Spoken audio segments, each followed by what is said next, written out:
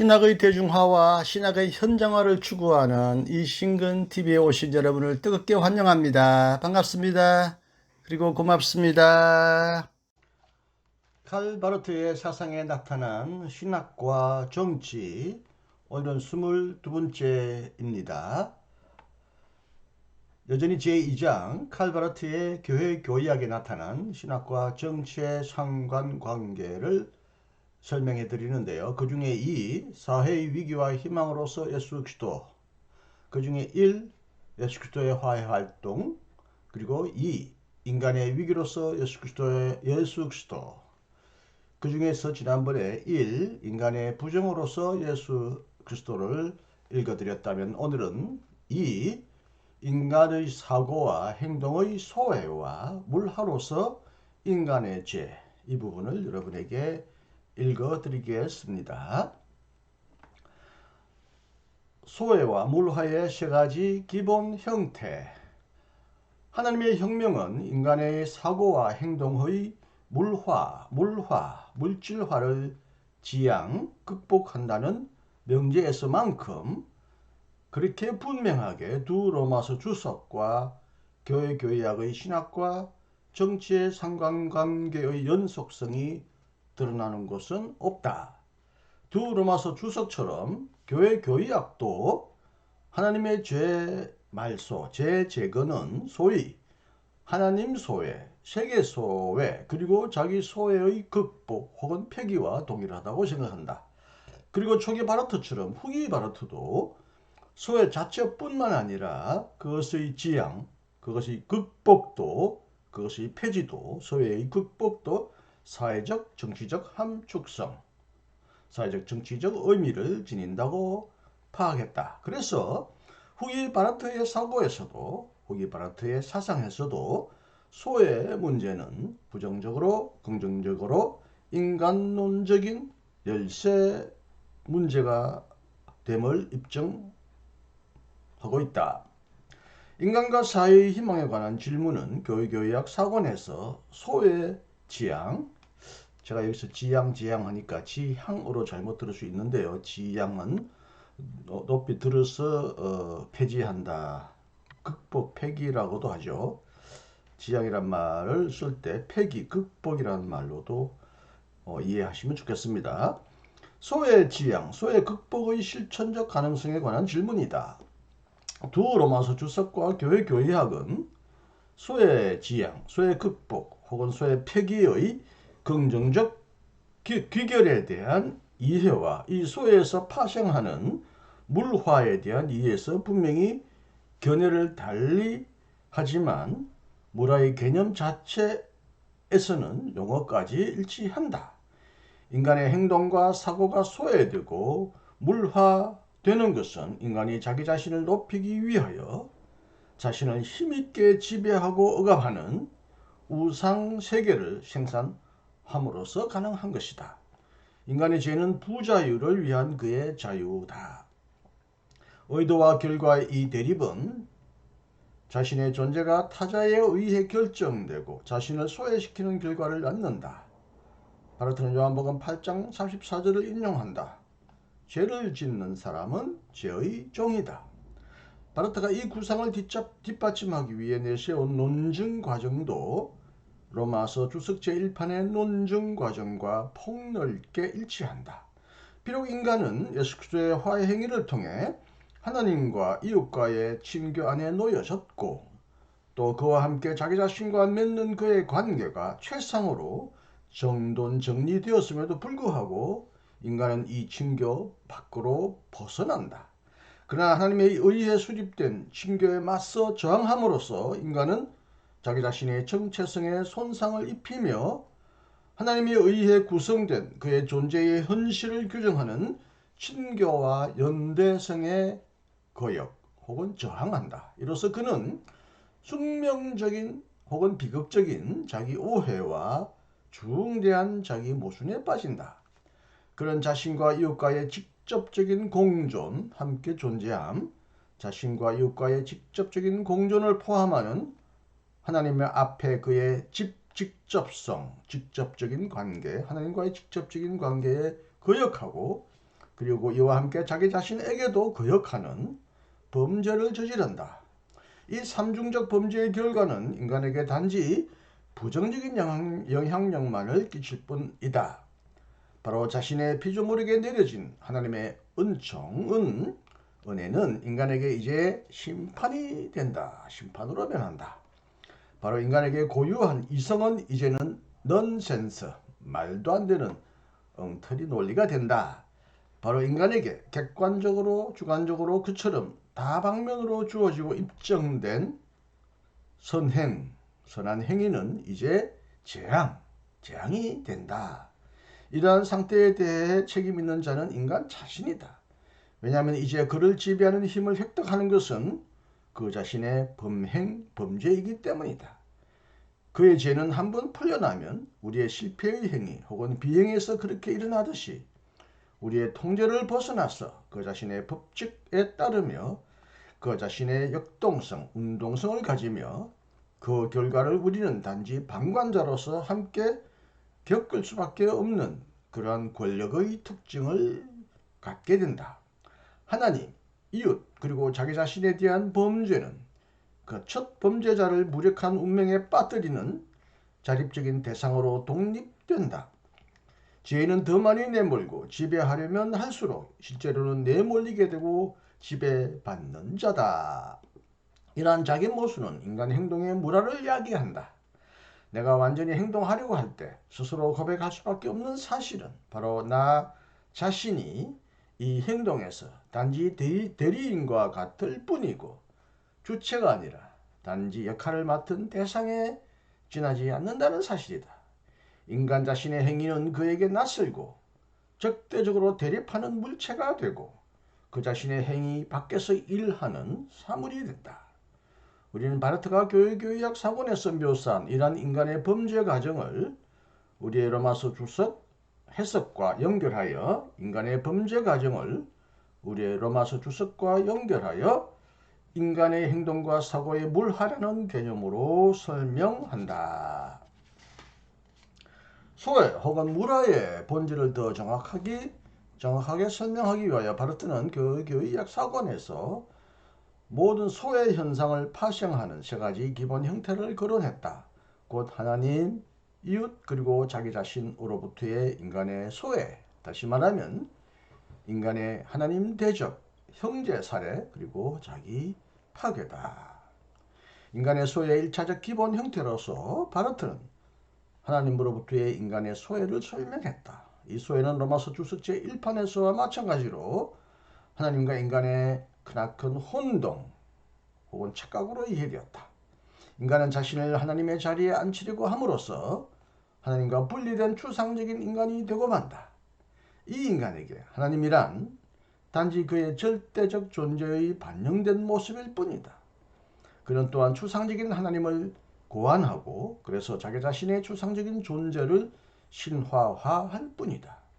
그러나 이렇게 절대적인 자로 생각되는 하나님은 독립해 있는 비실제, 즉 모든 신들과 우상들의 원형이다. 인간은 자신 위에 종교적인 운무, 구름과 아지랑이 운무, 종교적인 안개를 생산한다. 그는 하나의 가상세계를 창조하는데 여기서는 아리가 단번에 위로 변하고 위대한 앞이 허약한 뒤로 변한다. 여기서는 모든 척도가 잘못되고 모든 사상과 모든 말이 자기당 자기 되며 모든 행위와 행동 방식이 전도되어 버린다. 하나님으로부터 소외된 인간의 하나님과 비슷한 주인 없는 권세들이 생겨나는데 그는 이제 이 권세들에게 노예처럼 복종하게 된다.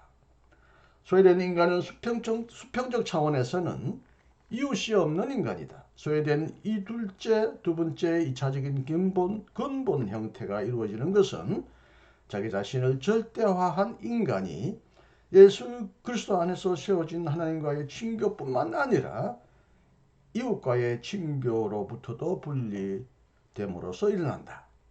추상적인 인간은 모든 연대성을 거부한다. 하나님이 없는 인간은 또한 인간이 없는 자이기도 하다. 이렇게 하나님과 이웃을 상실한 인간은 동시에 세 번째, 즉 하나님으로부터의 소외와의 관계에서 볼 때는 이차적인 그의 자기 소외의 기본 형태에서 자기 자신을 잃어버린 자이기도 하다. 그는 자기 자신에게 홀려버림으로써 바로 자기 자신을 상실한다. 자기 자신을 절대화하려는 추상적인 인간의 인간 상실이 비인간성, 만인 대 만인의 투쟁, 그리고 그로부터 형제 살해를 초래한다면 자기 소외는 인간의 정체성과 통전성, 전체성의 자기 훼손과 자기 파괴를 초래한다. 로마서 주석 제1판에서와 마찬가지로 교회교역 4권에서도 하나님으로부터의 인간 타락은 독단과 우연의 감옥, 의미 상실과 목적 상실의 해체 과정으로의 추락을 내포한다. 소외된 인간이 다시금 자기 자신이 되고 그래서 자유롭게 될 수 있기 위해서는 하나님과 이웃과의 친교 안으로 다시 통합될 것이 요구된다. 그러나 인간의 이러한 재통합은 예수 그리스도의 파루시아 재림에서 이미 일어났고 지금도 일어나고 있으며 앞으로도 일어날 것이다. 파루시아는 소외와 물화의 질과 비중에 관해 결정한다. 왜냐하면 두 로마서 주석과는 달리 교회교약 사건에서 바르트는 소외와 물화에 대한 그의 구상을 그리스도로부터 직접 이끌어냈기 때문이다. 죄인이 누구인지 하는 것은 하나님의 아들이 낯선 곳으로 가는 길과 인간이 아들이 고향으로 돌아가는 길에서 계시된다. 그래서 바르트는 부정적으로는 인간이 낯선 곳에 존재하고 있고 긍정적으로는 하나님과의 친교를 기양하는 되돌아가는 길에 있다고 보았다. 이제 예수 그리스도가 그의 화해 활동을 이미 완성했기 때문에 귀향하도록 고향으로 돌아가도록 규정되어 있는 운명을 더 이상 도외시할 수 없다. 세계와 하나님의 화해가 완성된 후에도 인간이 낯선 곳, 타향에 있다는 사실은 단지 불합리한 것, 존재론적인 불가능성일 뿐이다. 따라서 인간의 소외는 단지 상대적일 뿐만 아니라 소외된 인간도 역시 하나님 앞에 그의 직접성과 연결되어 있다. 하나님에 의해 선하게 창조되고 사랑받는 참 인간과 하나님을 다시 사랑하도록 규정되어진 인간의 운명은 자신 속의 모순에 낯설며 그가 빠져 있을지 모르는 최악의 노예 상태의 형태에서도 그것에 저항한다. 아무리 그가 그처럼 억압받고 있더라도, 아무리 그가 그 자신에게 그처럼 미숙하더라도, 아무리 그가 그처럼 경솔하게 혹은 잘 생각하더라도, 아무리 그가 낯선 세력의 손아귀에 떨어져 있다 하더라도 그는 여전히 그 자신이며 어디선가 자신의 때를 기다리며 어디선가 그의 사슬을 끌어당긴다. 바르트는 그리스도론에 근거하여 인간의 사고와 행동의 소외와 물화를 이처럼 상대화했기 때문에 소외에 관한 바르트의 진술은 특별한 방향을 갖게 된다. 소외는 인간에게 무력하게 내맡겨져 있는 사실, 운명이 아니라 단지 화해 역사 안에 있는 저항적인 요소에 불과하다. 이 저항적인 요소는 공격받고 극복, 폐기되는 가운데 있다. 중간 시대에 처해 있는 인간이 구원받을 때까지 그의 소외와 물화가 지속적으로 불굴의 힘을 떨칠 수는 없다. 예수 그리스도의 예언 활동은 죄의 한계다. 이 한계의 규정은 인간의 소외와 물화의 행동주의적, 정적주의적 형태만이 아니라 그 이데올로기적 특징에도 적용된다. 이 잘못된 실천과 잘못된 의식으로서 소외, 인간의 죄의 물화 구조를 이렇게 묘사한 다음에 이제 우리는 바르트가 말한 교만, 태만, 그리고 기만에 관해 짤막하게 설명하려고 한다. 먼저 죄의 능동적 형태인 교만에 대한 바르트의 고찰을 생각해 보기로 하자. 소외된 인간은 자기 자신을 높이고 스스로 주인이 되려고 함으로써 자신의 정체성을 안정시키려고 한다. 그는 타율로서 파악되는 하나님과 이웃 앞에 책임성으로부터 벗어나서 자율에 이르는 인간이다.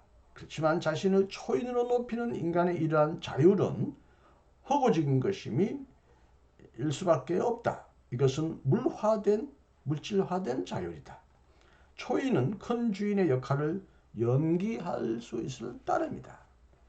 초인의 자율이 빚는 가장 통절한 사회적 정치적 결과는 초인들 사이에서 발생하는 갈등과 전쟁이다. 초인들의 자율은 개인과 사회를 파괴한다. 스스로 도우려고 애쓴 개인은 바로 자기의 개별성을 상실한다. 그리고 그러한 자력 위에 세워지는 사회는 항상 이미 해체 중에 있는 사회가 될 따름이다. 인간은 사실상 다른 사람들에 대해 단지 저항적인 선동가일 뿐만 아니라 또한 범상성, 일상성과 사소함의 특징을 띠는 평균 인간이기도 하다. 소외는 단지 행동주의로서만 일어나는 것이 아니다. 소외는 정적주의와 자기 비하로도 일어난다. 태만한 인간은 인간 본질의 갱신을 불필요한 것으로 본다. 그는 인간의 아들이 종살이로부터 주의 위치로 높여진 사실을 불신한다. 이 사실은 그에게 너무나 위험한 것으로 여겨진다. 왜냐하면 이것은 아마도 귀찮은 일이지만 보장된 것이기에 편안하기도 한 노예 생활을 포기할 것과 우리 나름대로 주인이 될 책임을 지라는 것이 우리에게도 요구된다는 사실을 그에게도 강요할 수 있기 때문이다. 수평적 차원에서 평균 인간의 잘못된 자율은 또한 인간들 간의 적대주의를 초래한다. 자기 자신에게로 위축된 인간을 결정하는 것은 비인간성이라는 낯선 세력인데 이 세력은 무관심한 제각기의 삶에서 시작하여 다른 사람들을 은근히 혹은 공공연하게 억압하고 착취하는 삶으로 발전하다가 도둑질과 강도질, 폭력과 살인, 그리고 결국에는 전쟁과 세계 대전에서 끝장난다. 여기서 교만한 인간과 태만한 인간의 또 다른 규정이 덧붙여져야 한다. 바르트는 교회학 사권 1에서 소외된 인간의 교만한 행동주의를 혁명적인 거동, 행동의 실행과 동일시시켰다. 초인의 교만은 혁명적인 경련이고 단지 허무주의적인 혁명의 표현으로 밖에는 이해될 수 없다. 로마주석 제2판에서와 마찬가지로 교회학 사권에서도 바르트는 하나님의 참 혁명과 인간의 허구적인 거짓 혁명들 간을 구분했다. 왜냐하면 인간의 혁명이란 하나님 없이 또 인간이 없이 살려는 인간의 반역의 한 요소이기 때문이다. 그는 또한 소외된 인간의 혁명적 행동들과 옳든 그르든 혁명이라고 불리는 하나님의 혁명에 참여하는 인간의 철저한 개혁 시도들 간을 아주 분명하게 구분했다. 초인의 허구적 혁명에 관한 한 바르트는 이것을 로마서 주석 제2판에서와 마찬가지로 평균 인간의 보수주의와 동일한 선상에서 보았다. 양자는 바르트에게 소외된 인간의 똑같은 잘못된 자율의 표현으로 여겨진다. 양자는 서로를 부르고 서로를 제약하며 양자는 항상 교체된다. 죄인은 행동주의적인 혁명가인 동시에 정적주의적인 반동가이기도 하다. 따라서 로마서 주석 제2판에서도 그랬던 것처럼 교회학 사본에서도 하나님의 혁명은 혁명적 인간과 그리고 반동적 인간의 위기로 표현되었던 것이다. 끝으로 죄의 세 번째 형태, 즉 인간의 기만과 저주에 관해 논하기로 하자. 기만은 비진리로서 자기 기만, 잘못된 의식, 즉 잘못된 이데올로기다. 로마서 주석 제2판에서와 꼭 마찬가지로 교회개혁 사본의 3에서도 바르트는 이데올로기를 화해의 진리를 없애려는 인간에 의해 생산된 반진리, 진리를 거부하는 거짓된 반대 진리로 이해했다. 이데올로기적 의식은 1. 소외된 인간이 필요로 하는 그의 소외의 재해석과 합리화를 보장해주는 기능을 가진다. 그것은 그의 하나님 상실, 인간 상실, 그리고 자기 자신의 상실을 정당화하려고 한다. 이데올로기란 인간의 교만과 태만의 은폐를 의미한다. 2. 여기서 이데올로기적 의식의 물화 구조가 힘을 발휘한다. 이데올로기적 의식에 의해 생산되는 왜곡된 현실상은 기만을 통해 이것을 생산하는 자를 지배하는 실체와 권력을 획득한다. 이데올로기적인 의식은 3. 윤리적 기결을 결론을 갖는다. 기만은 인간 상실과 비인간성의 언어다. 이 언어는 더 이상 인간들 간의 친교를 만들어내지 못한다. 오히려 이 언어는 선전의 언어가 되는데, 선전의 언어, 선전 문구, 수다스럽고 뻔뻔스러운 선전 배후에는 이웃에 대한 무관심이 엄표되어 있으며, 선전의 목적은 자기 자신의 이익을 위해 다른 사람을 설득하려는 것이다. 선전의 언어는 인간을 목적의 수단으로 삼기 때문에 인간의 언어는 그 의미를 잃으며 인간과 인간 사이의 소외와 불일치에 기여하고, 그리고 또한 비인간성에도 기여한다. 네, 오늘은 여기까지 말씀드렸습니다. 조금 문장을 그대로 읽다 보니까 쉽게 이해되지 않을 수도 있는데, 인간의 사고와 행동의 소외와 물화를 설명했고요. 소외와 물화가 하나님을 저항하고 인간과 이웃을 상실한 인간의 죄의 형태라는 것인데, 소외와 물화를 설명드렸고, 또 잘못된 실천과 잘못된 의식, 어떻게 보면 죄에 대한 본질로서 바라트는 교만과 태만과 기만, 이 세 가지의 본질과 그 현실적 기결, 현실적인 정치적인 결론을 설명했다고 보아야 하겠습니다. 자, 얼마 남지는 않았는데 앞으로 한 두세 차례, 아니죠, 한 5번 차례 읽어드리면 이제 끝까지 갈 수 있으라고 봅니다. 조금 딱딱하지만 또 듣고 더 들으시면 이해할 수 있을 것이라고 생각합니다. 감사합니다. 이 어려운 내용을 끝까지 들어주셔서 감사하고요. 다음에도 여러분을 다시 반갑게 만날 수 있기를 기대하겠습니다. 안녕히 계십시오. 이신근이었습니다.